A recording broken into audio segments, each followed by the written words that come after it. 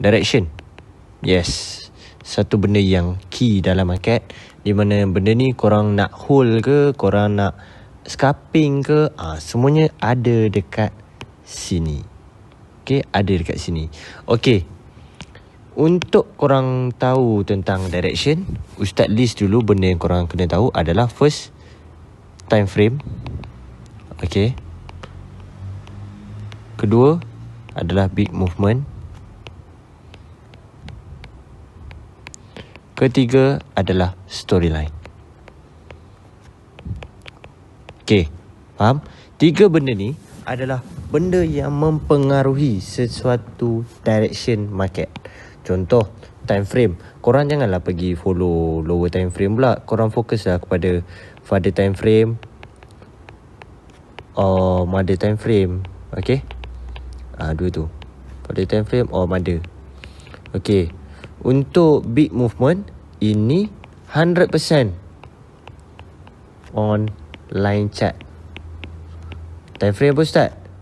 Weekly or daily sahaja. Okay, storyline, ini penting. Ini key point dia adalah korang kena bercakap dengan chart. Bercakap dengan chart. Okay, so benda ni penting ke? Sangat-sangat penting lah. Barulah korang nak boleh jadi seorang swinger ke. Korang nak swing kan, korang nak hold 100 pip, 200 pip, dekat sini. Okay, and then korang nak scalping ke, semuanya berdasarkan direction. Contoh nak scalping macam mana? Korang nak makan rejection, itu dalam topik time frame lah. Time frame pula, apa nama, topik direction lah. So daripada direction lah korang akan nampak setup tu nak pergi mana. Korang boleh predict. Maksudnya korang boleh predict price tu. Okay, dia turun sini, dia nak reject, and then kenaikkan sementara, and then buat satu penurunan besar. Macam ni kita Ustaz nak korang boleh faham benda ni. Korang boleh expect apa market tu nak buat. Faham tak? Okay, Ustaz nak korang, bila korang tengok chart tu, korang boleh expect apa price tu nak buat. Price tu pergi dekat sini, dia reject kenaikan sementara, and then dia sambung penurunan. Benda tu. And then dia buat kenaikan sementara, dia buat satu penurunan yang besar. Benda ni yang Ustaz nak korang faham dalam topik direction. Sebab kalau korang tak faham tentang direction, korang tak tahu nanti dekat mana nak exit. Faham tak? Benda tu boleh hold, tapi korang close. Benda tu sepatutnya korang close awal, tapi korang nak hold, and then last loss.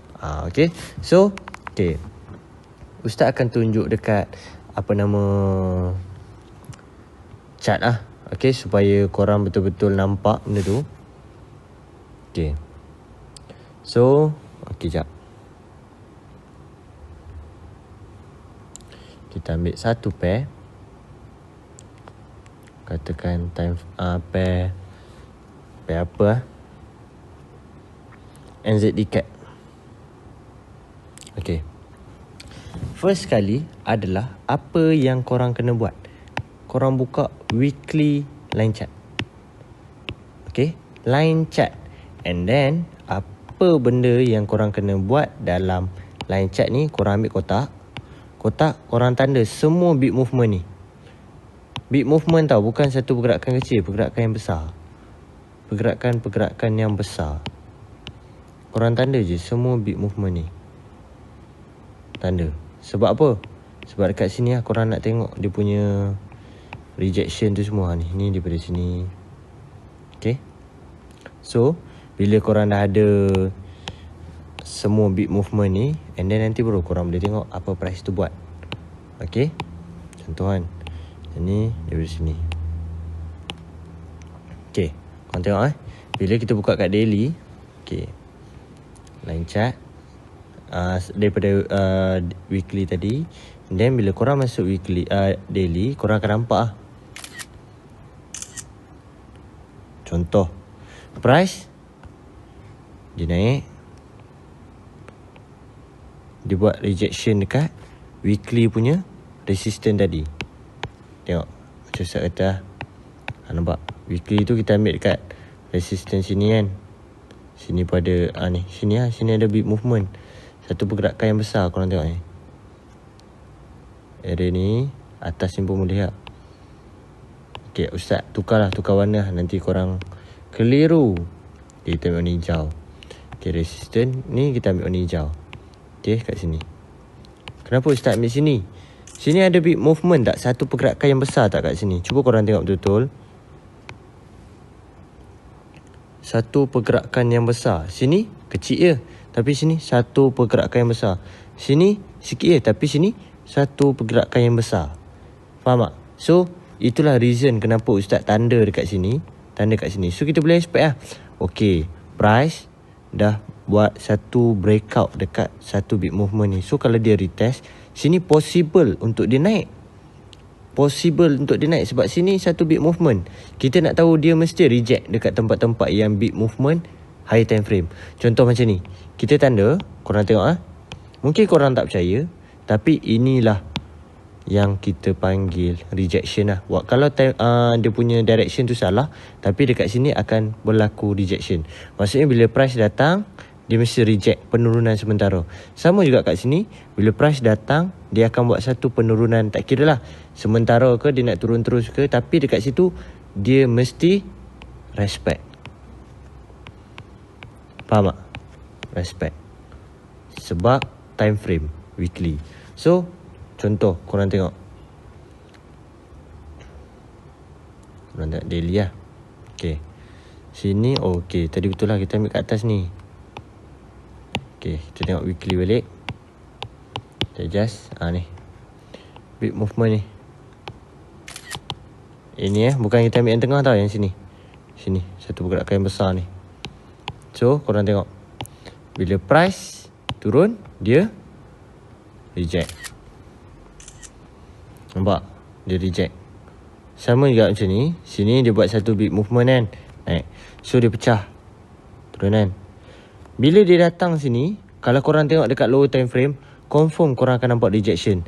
Sama juga bila dia datang sini, tempat big movement ni, dia mesti reject. Faham tak? Ini yang kita panggil rejection. So contoh, kalau korang tengok kat H4, okay, nampak? Bila dia datang kat tempat ni, dia reject. Reject besar ke sikit sap? Korang tengok sendiri lah. 100 pip juga lah. Kat sini pun 140 pip. Dekat sini pun berapa? 270 pip.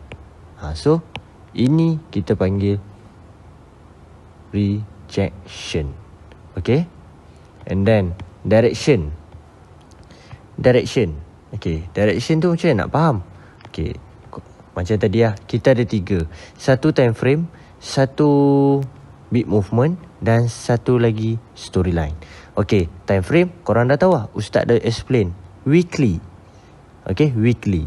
Okay, yang kedua adalah apa? Korang ingat ke tak? Satu, Ustaz ulang balik. Satu adalah time frame. Yang kedua, big movement. Okay, big movement.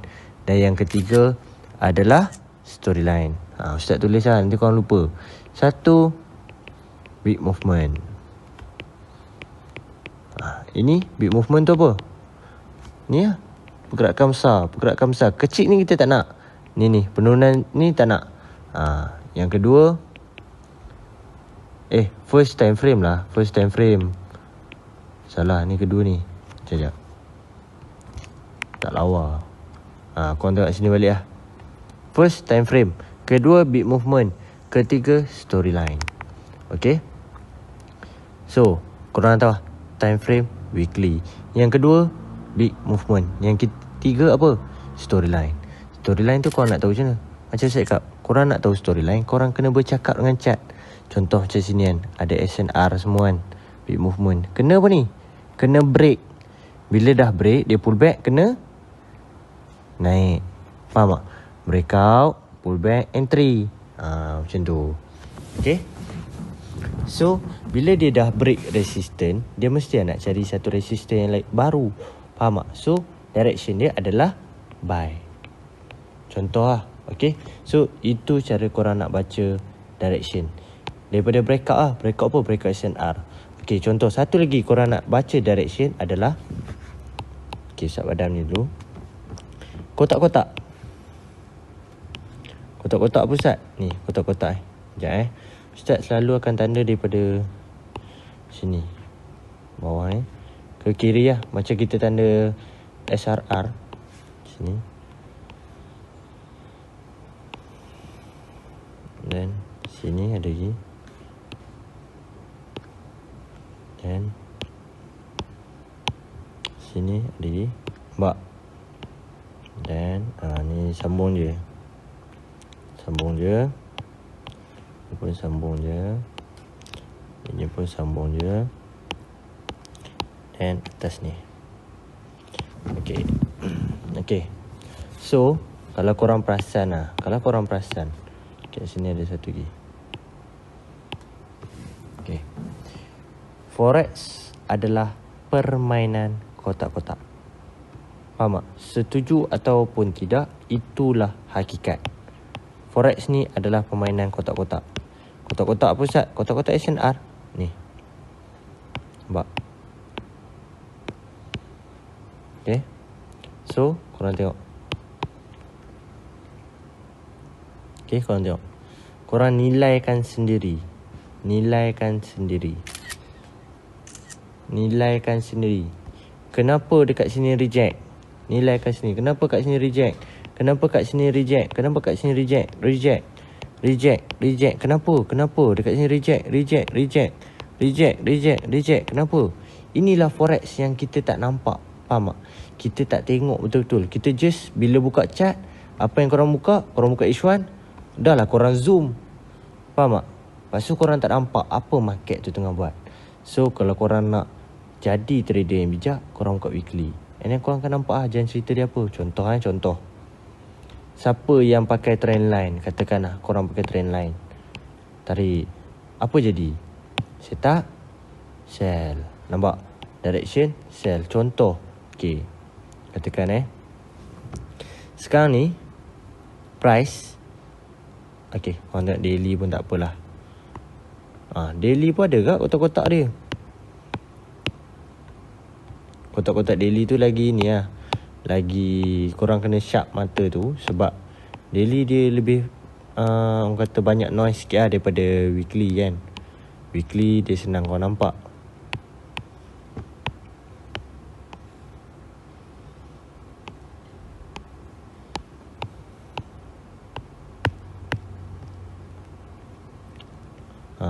Sudah. Tanda tak nak keluar dah. Mana dia cat? Okay, sini. Okay.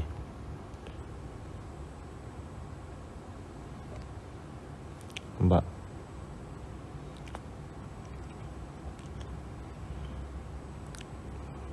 Nanti korang akan faham lah benda ni, apa yang Ustaz nak explain. Okay. Apa yang Ustaz nak korang faham adalah ni. Nampak forex permainan kotak-kotak. Permainan kotak-kotak. Kotak-kotak. Kotak-kotak. Kotak-kotak. Kotak-kotak. Kotak-kotak. Kotak-kotak. Okay. Sebab tu bila Ustaz tunjuk, Ustaz explain, korang kena faham. Korang kena tengok betul-betul benda tu. Sebab benda ni penting, besar. Contoh, bila price, katakan semua benda ni tak ada. Korang dah tahu kan, sini level SNR. Katakan price ni tak ada lah. Katakan tak ada. Okay. So korang tahu lah, price kalau dia break sini kan, kalau dia break kat sini, dia naik, dia nak pergi mana? Ke sini lah. Sebab sini ada level SNR. Itulah direction. Faham tak? Katakan dia tengah main kotak-kotak ni. Kotak-kotak ni. Lepas tu dia break. Dia nak pergi mana? Kotak ni lah. Direction dia ke sini. Faham tak? Sama macam ni. Dia main kotak-kotak ni. Lepas tu dia break. Dia pergi mana? Kotak ni lah. Direction dia nak ke atas. Okay. Ini kalau korang nak tengok daripada daily. Tapi Ustaz memang 100% dekat weekly. Faham tak? Sebab weekly kita akan nampak benda tu lebih strong, lebih kuat. Okay. Korang akan nampak benda tu sharp. Dan dia pada time frame. Sebab tu Ustaz suka dekat weekly. So bila korang ada setup weekly ke, benda tu memang boleh jalan jauh lah. Okay. So practice benda ni, korang cuba buat kotak-kotak ni, macam yang Ustaz ajar dekat SNR pun Ustaz ajar, benda ni lah akan tunjukkan direction kat korang. Kat mana dia nak pergi, kat mana dia nak pergi. Okay? So, bila korang dah nampak benda tu, korang cari lah SNR yang valid. Faham tak? Contoh, beat movement ni, valid tak? Ni, beat movement ni, valid tak? Valid lah, ada second movement. Buat contoh macam ni, ada second movement. Price break, bila datang sini, mesti lah kita cari setup untuk sell. Faham tak? Contoh macam tu. Okay? So, korang study balik cara untuk baca direction ni. Bila korang dah faham lah, okay, price, respect sini. So, dia kena cari mana? Sini. Sini mana? TP. Macam tu. Bila korang dah tahu direction nak pergi mana, senang. Korang dah faham apa market tu nak buat, apa market tu nak bagi. Okay? So, itu saja daripada Ustaz untuk topik direction. So, semoga bermanfaat dan tolong ulang sampai faham.